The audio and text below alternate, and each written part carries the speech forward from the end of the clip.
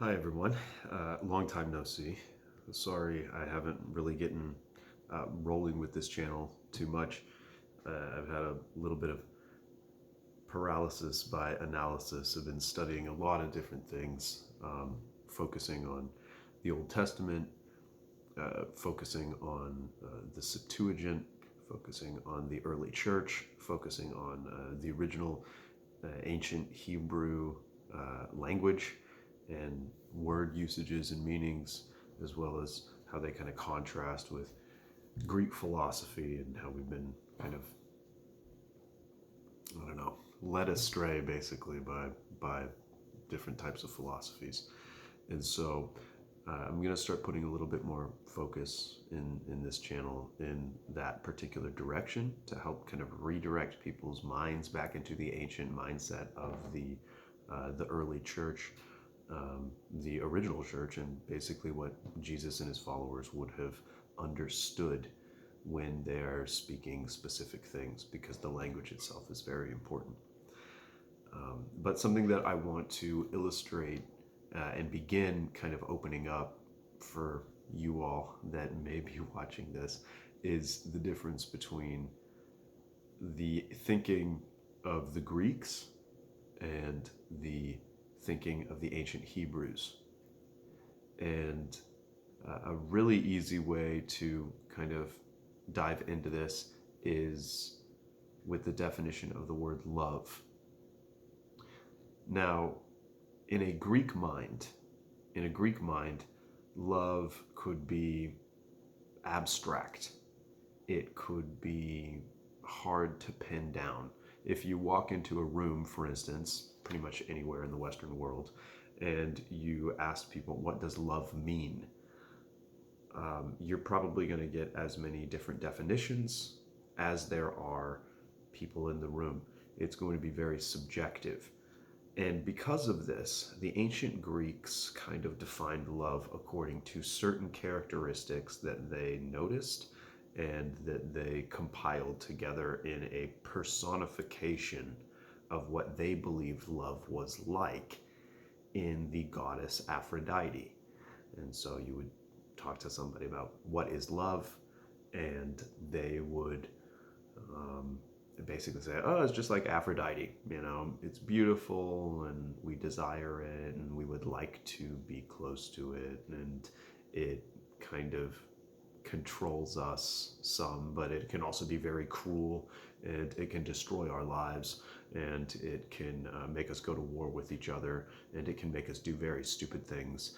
And sometimes it doesn't care about us, and we will become drunk with power over the idea of attaining love or getting love or doing whatever we need to do for love. But, you know, it leads us to having families, and it's important. And sometimes it's lust, and sometimes it's all of these other things. Sometimes it's reverence, and sometimes it's brotherly love, and so we get into these common definitions that you probably heard a million times in church. The Greeks had four different ways of describing love.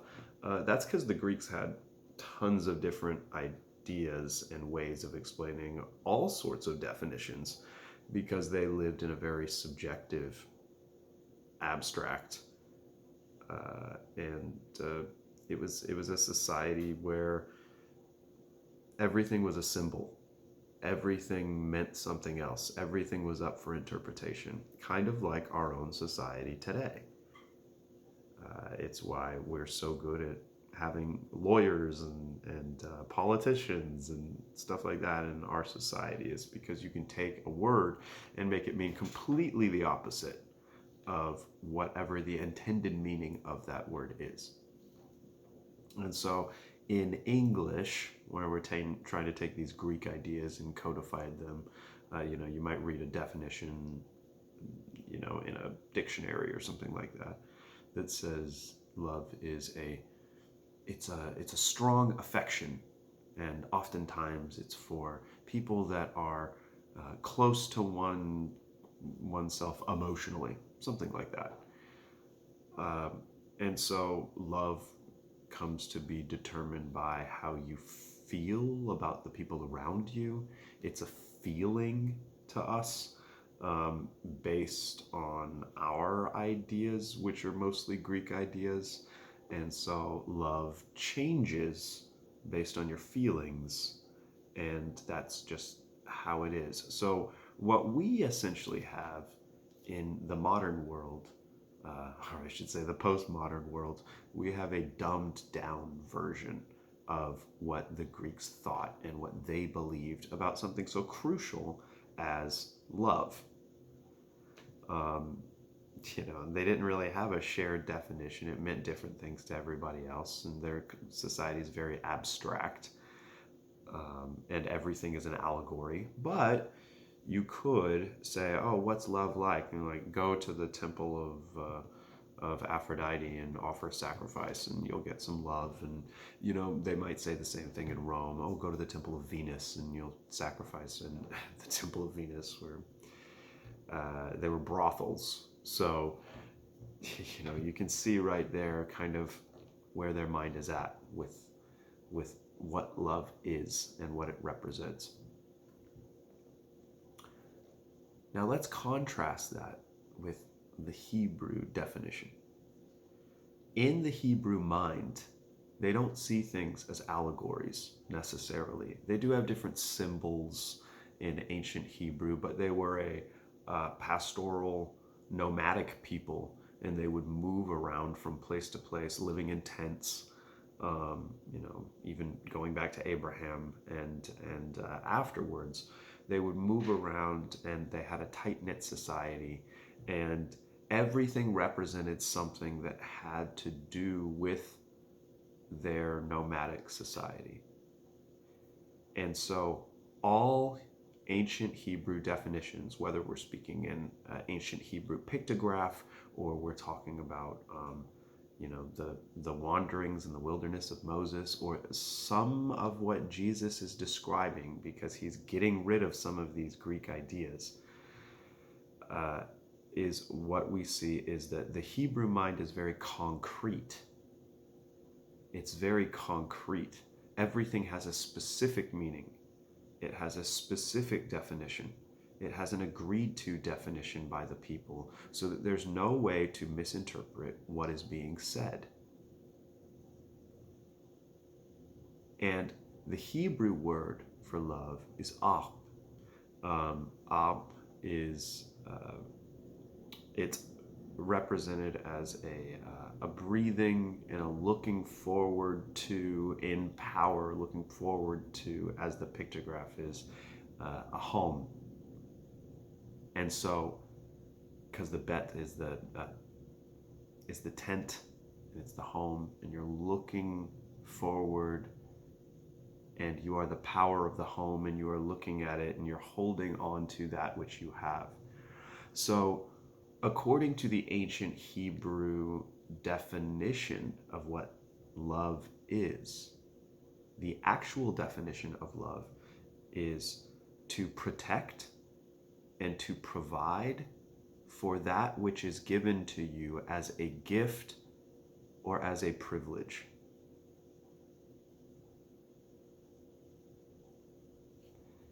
And to them, that's what love is. And so when Jesus says things like, "If you love me, you will keep my commandments," the one that keeps my commandments, he it is that loves me. If what it is to love the Father is to keep my commandment, he's saying, if you don't have his words in you, you are not protecting and providing for his words. And if his words are not in you, he is not in you, because he has given you the gift of his word. So in the ancient Hebrew mind, everything was a gift of God. Everything was a symbol of his love towards us and his love for us. Everything that we had, whether it was a meal, or it was water, clean water, or it was a tent that would go over our heads and protect us from the elements, And so everything, the air that we breathe, our lives themselves, everything was a gift. And so God was to be praised for all that was and for all that exists within our lives, because we are the keepers of the lives that he has given us. And it is out of his love that he sends the rain on the just and the unjust alike. Now, if we use this definition of love, if we use this definition of love, we can see very quickly some of these things that seem a little wonky linguistically when we're looking at the New Testament. For instance, after Peter rejects Christ 3 times and runs away from him, during his trial, and Jesus is resurrected, he speaks to Peter on the shore, and he talks to him, and this is probably an illustration that people are very familiar with. He's been resurrected. He's met with the disciples multiple times, and now he is speaking to Peter directly. And he says, Simon. So he doesn't call him Peter anymore, which is a name that he had been given by Jesus. And we'll get into that in another video. But what he says is, he says, Simon Bar Jonas. Jonas was Jonah, the prophet who ran away from God. Simon Bar Jonas, or Shimyon, do you love me? Jesus is saying, will you protect and provide for me and the gift that I give you? And Peter says, Lord, you know I love you. And then Jesus says, feed my lambs. He's saying, if you love me, that which I have given you, you will give to the flock. You will give to those that I am giving you as a gift.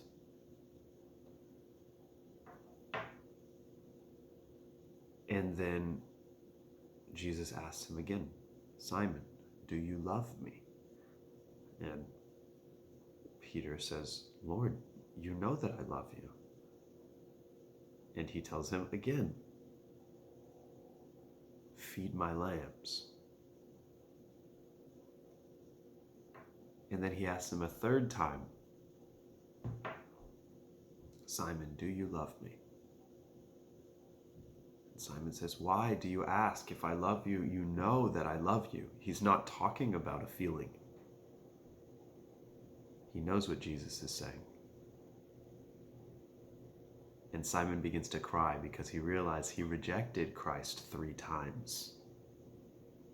Even though he said he would stay by him and he would die with him if necessary, that he would never reject him. But he did reject him 3 times. And he begins to weep. Because this is what's happening in his mind. The gift that he was given of Christ, he rejected. And Jesus looks at him.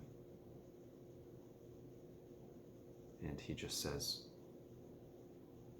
feed my lambs.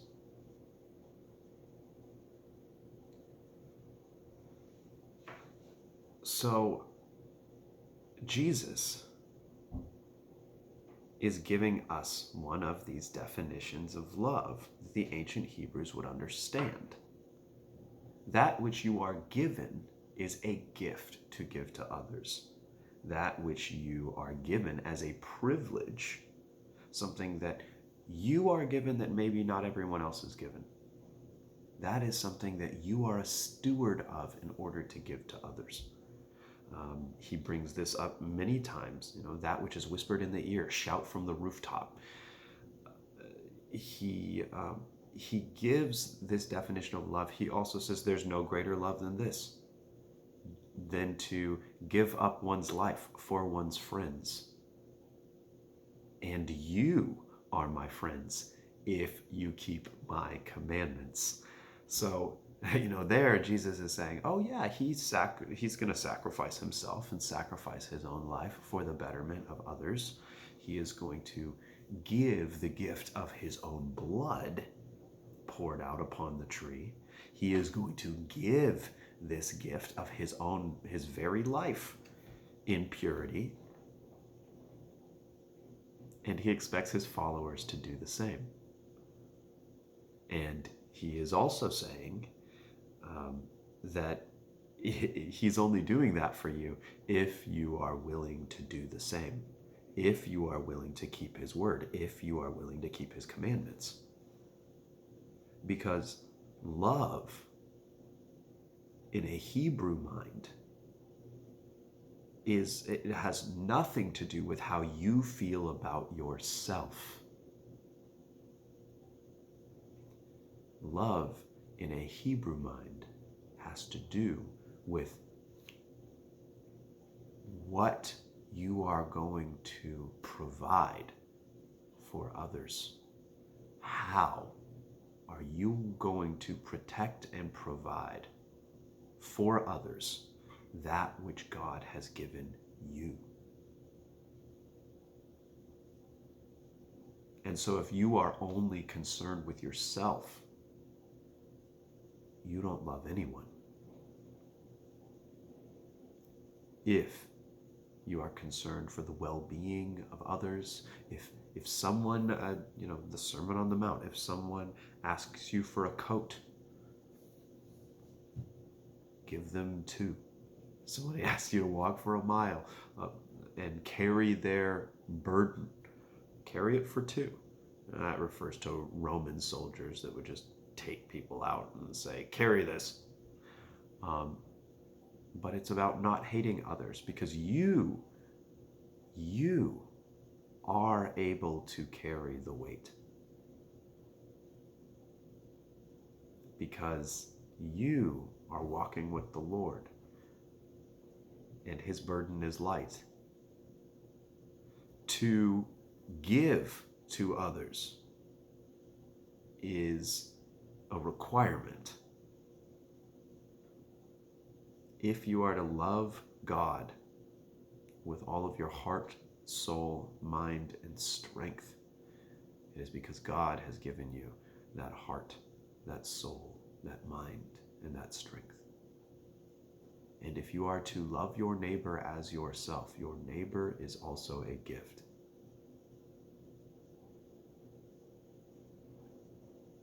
Regardless of whether or not they hate you, regardless of how they make you feel, everything in your life is a gift. And these gifts that have been given to you by God are for the sake of protecting and providing him and who he is to others. And so I hope that this is a nice little introduction for you to begin to understand a little bit about what Jesus is speaking about, a little bit about what ancient Hebrew mindset is about, and a little bit about what can maybe help you to unravel what God is saying in his word, and make it hit home a little bit more personally. And so, again, I'll be doing more of these definitions. I will be expanding on a lot of this sort of stuff within the channel itself. And if anybody has any suggestions for anything, again, I'm sorry that I have not posted for several months, ever since the introduction of this channel. But I've been trying to figure out where to start. And so why not start with love? It's supposed to be such a big deal that controls our lives and controls the way that we see things. Why not start there? All right. So God bless you. May the Lord bless you, and may you extend those blessings to others.